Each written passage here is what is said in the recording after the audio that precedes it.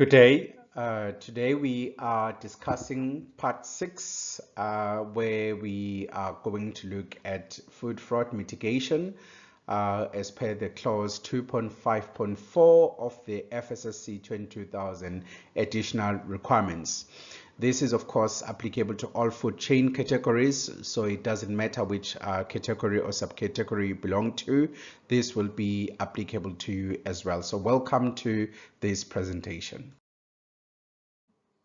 In part 6 of the series, we outline the requirements for food fraud mitigation within the context of the FSSC framework. The additional requirement that we'll be discussing looks at how do we prevent intentional contamination of food that is motivated by economic gain.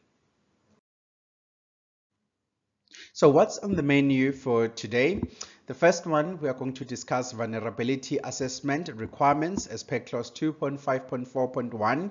Thereafter, we are going to discuss food fraud mitigation plan, what it is and what the requirements are as per clause 2.5.4.2.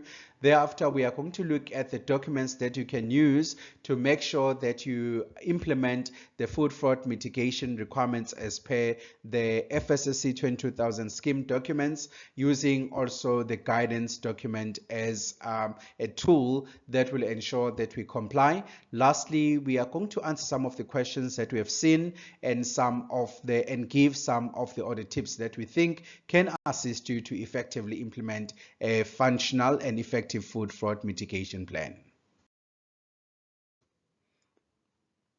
Now let's discuss the requirements for the vulnerability assessment that is covered under 2.5.4.1. The first requirement is that the organization shall conduct and document the food fraud vulnerability assessment based on a defined methodology to identify and assess potential vulnerabilities, and also develop and implement appropriate mitigation measures for significant vulnerabilities. The assessment shall cover the processes and products within the scope of the organization. What is food fraud? So food fraud, as we explained, refers to the intentional contamination or deception or misrepresentation of food products for economic gain. This can include practices such as adulteration, where you mix an inferior or cheaper substance with food products. It could include mislabeling, where you incorrectly label a product regarding its origin, quality, or ingredients. It can also include counterfeiting, where you produce fake products that mimic genuine products. It can also include dilution, substitution, grey market production, and many other types of food fraud that one could be exposed to, or facilities could be exposed to. And the biggest concern that we have is the suppliers of raw materials, processing aids, that will be the one that would try to save money and contaminate that product for economic gain. But it can also occur in the facility if there are no adequate controls. Then what is a vulnerability assessment as per 2.5.4.1a? So a vulnerability assessment in the context of food fraud involves identifying and evaluating potential weaknesses in the food supply chain that could be exploited for fraudulent activities. This process helps organizations understand their risk and implement appropriate controls. So let's look at the examples of defined methodologies. So you may elect to use perhaps a BRCGS guidance document. You may elect to use, there is a PwC guidance and also a FDA guidance in terms of how the food fraud assessment can be done. So there are many available methodologies that you could use, provided that they'll get you to the outcome of an effective food fraud mitigation plan. So you can use whatever methodology that can be supported by a factual and effective methodology where you have defined how you have gotten to a specific outcome. Later on, I will show you what we have created here at ASC that will support or that defines our own methodology. What are the examples of potential vulnerability? Those could include supply chain complexity, where there will be multiple suppliers that would obviously increase the risk of food fraud depending on where you are getting the product. There is also lack of traceability. That is another potential vulnerability where you have got difficulty in tracking the origin of ingredient. Another potential vulnerability includes insufficient quality control, where there is inadequate testing and monitoring of products, and also economic pressures, where certain companies in certain countries or in certain regions are facing financial challenges, which may then tempt suppliers to commit food fraud. What are the examples of mitigation measures that one could implement? Those include supplier audits, where we are regularly auditing suppliers to ensure compliance with standards; traceability systems, where you implement systems that track the origin and journey of the food that you are sourcing. It could include also employee training, where you are educating staff about food fraud risk and how to spot food fraud, and also the prevention strategies that one could implement. It could also include testing and verification, where the facility conducts regular testing on products to verify authenticity.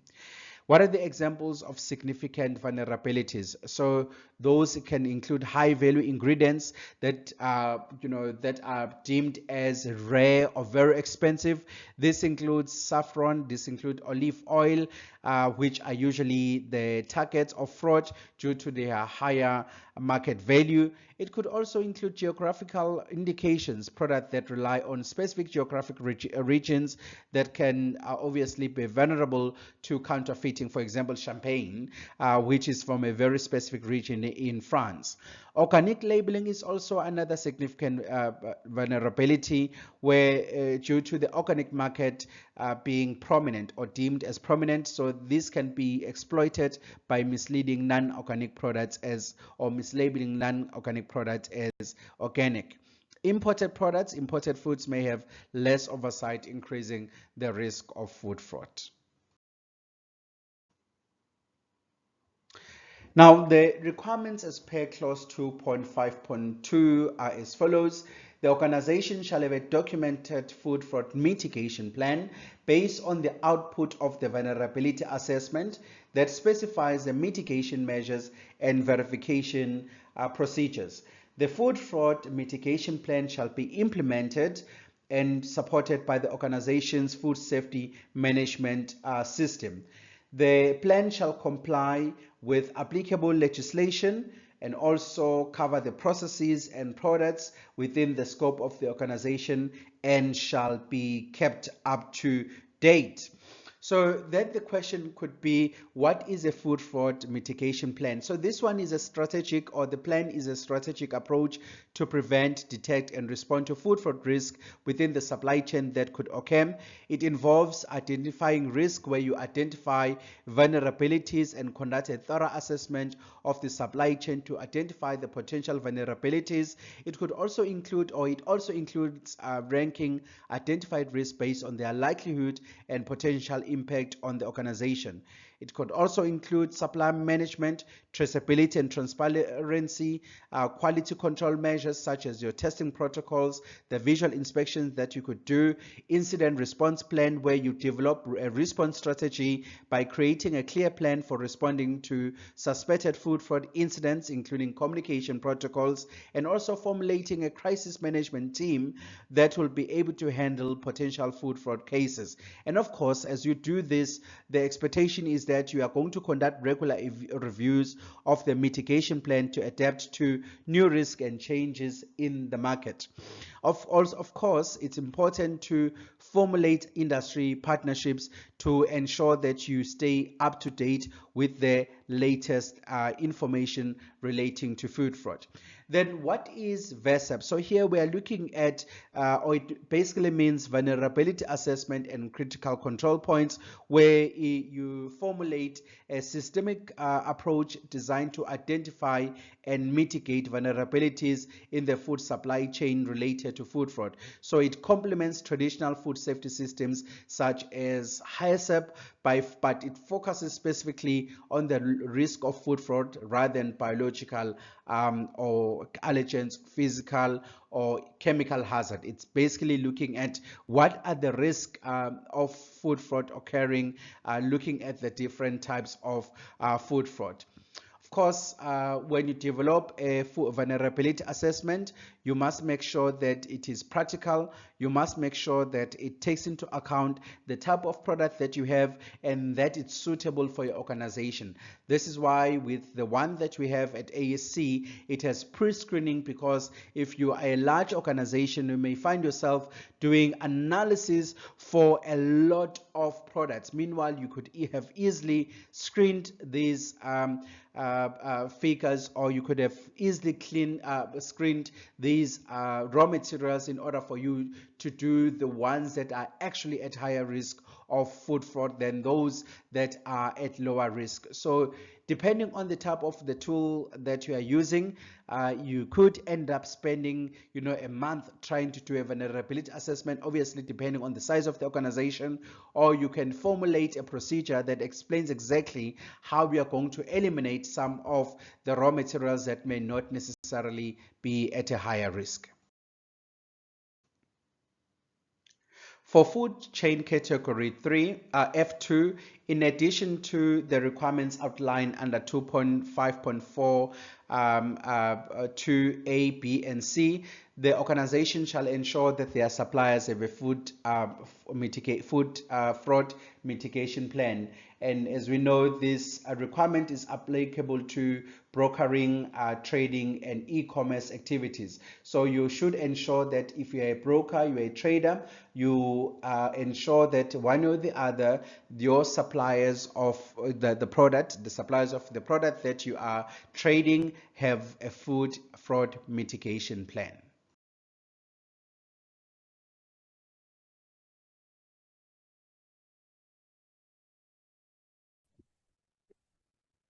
Right, I want to just quickly show you an example of a food fraud procedure. So you have got this food fraud procedure that is part of our toolkit. We have outlined the purpose of it, why we have got it in place, and we have defined the different food safety risks that are related to food fraud. And here you see we have got direct food safety risk, we have got indirect food safety risk, we also have got technical food fraud risk. We have defined what these means. We have also outlined the different types of food fraud. We have got dilution, we have got substitution, concealment, where you hide the low quality of food, ingredients, or product, where you don't reveal the true nature of the product. Then we have got unapproved enhancements, we have got mislabeling, we have got gray market production, theft, or diversion. We then also have counterfeiting. So we provide examples what these are as per the GFSI examples. Then we explain the procedure, the methodology in terms of how we are going to be conducting this food fraud assessment, or the vulnerability assessment. And this is the method of assessment where we provide guidance in terms of how we are going to do this. So you may want to follow the same thing. And here we have got the food fraud tool that we have compiled, and I will show you shortly what it entails. So basically, it is an Excel file that we have created that looks at the different types of risk that food fraud could pose, and we've compiled it following the guidance for FSSC as well as BRCGS using the priority risk numbers method as described by the BRCGS, but it does meet the requirements of FSSC 22000 also. So this is the method that we describe in terms of how we are going to conduct this food fraud vulnerability assessment. So the steps are as follows. We do pre-screening of all raw materials, intermediate products, and final goods. And then only the risk of raw materials, intermediate products, and also final goods are then taken to the raw material vulnerability assessment. So those that are at risk only. So if you do the assessment, if you go through pre-screening, it's only that I've got a yes that will be taken through the vulnerability assessment. We do not take those that are at lower risk.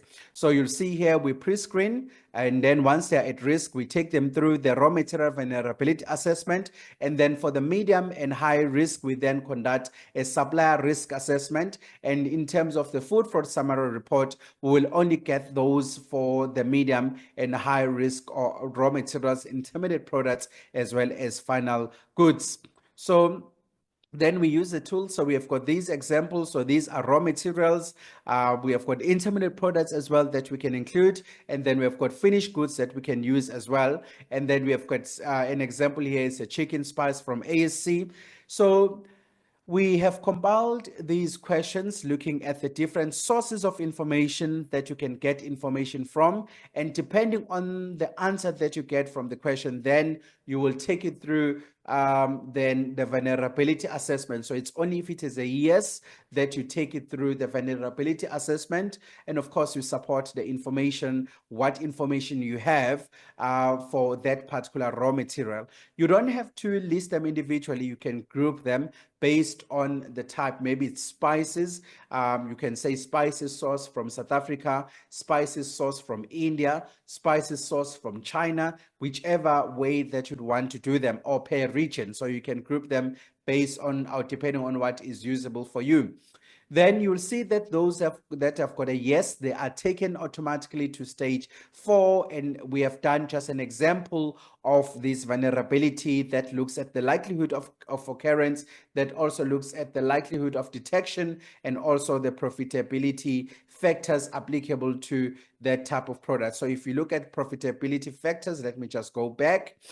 In terms of the vulnerability assessment, we are looking at what will give that particular product value. As you can see, we have got economic factors such as price fluctuations, seasonality or availability, the complexity to conduct food fraud, because that will inform how profitable it is to conduct food fraud, availability of cheaper adulterants or substitutes, significance of raw material to the brand, and significance of raw material to the final product. And in between, as you hover on this thing, we give guidance in terms of what we'll consider as a lower risk. So if it is 1, it is a lower risk, but the higher the score is, it's higher risk, and the score 5 indicates a substantially higher risk.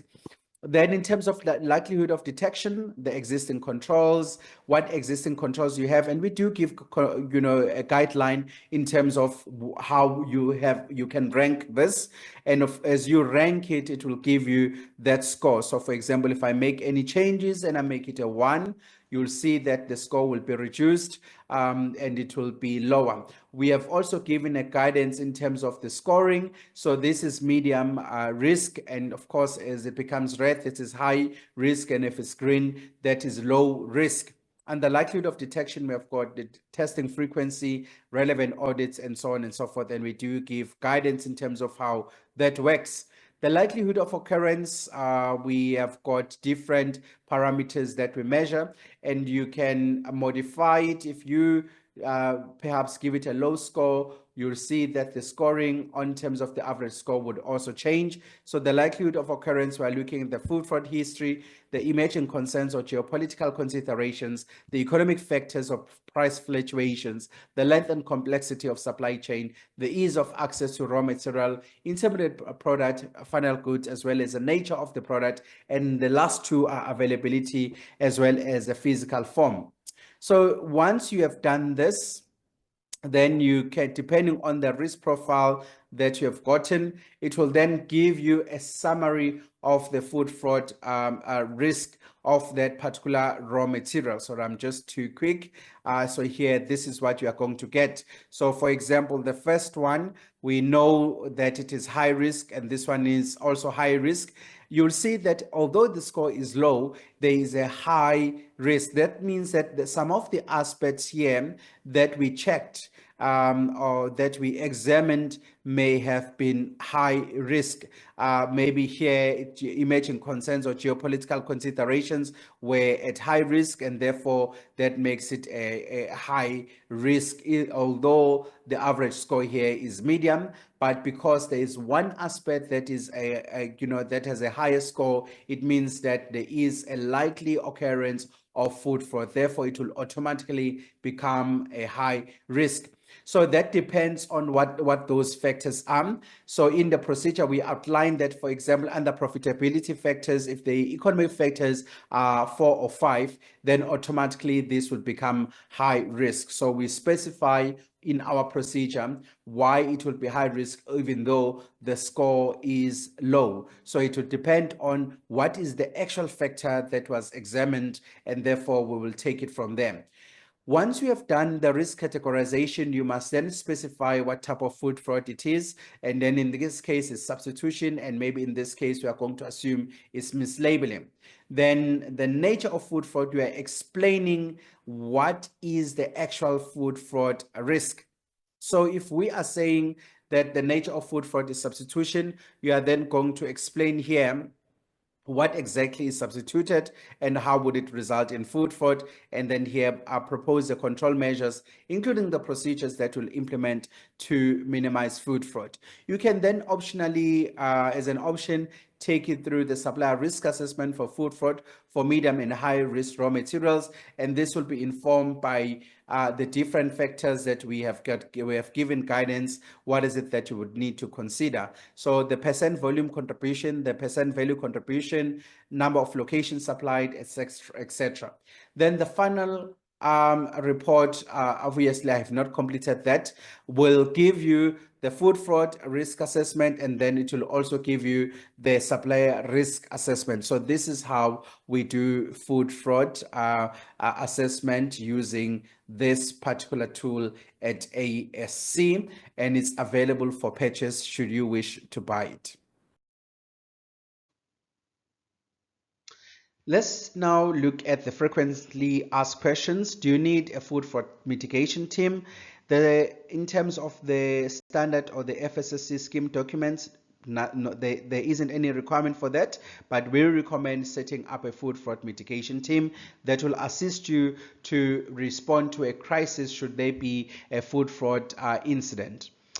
Who needs food fraud training? All workers in your organization, especially those that are responsible for receiving and inspecting the raw materials. Of course, the food fraud mitigation team will need to have food fraud training because they must understand the principles of food fraud and also the different mitigation strategies that could be employed to minimize the risk of food fraud to your organization and the raw materials or even the final product that you're manufacturing. Does FSSC 22000 provide guidance regarding food fraud? Yes, there is a guidance document that has been published by FSSC that provides a comprehensive guidance how food fraud mitigation should be implemented in the organization. What if there is no legislation governing food fraud, and what then do I use as a reference? So you basically use the scheme documents as a reference, but also you can also use customer requirements. So if the customer requirements have specified what you need to put in place, you will use that as guidance. So in terms of the audit tips, the most frequent finding that you got was firstly people not having a defined methodology of their food fraud, and two, the food fraud mitigation plan was not relevant to the organization. It was too generic, and they have also not considered all the raw materials and the factors that could contribute to food fraud. The plan was not reviewed as per the requirements of the standard, so it was not up to date, and therefore there were instances where it was outdated without the most recent updates. Perhaps the organization has brought in a new raw material, they've developed a new product, they've brought in a new supplier. So those were the issues that we picked up in the previous audits.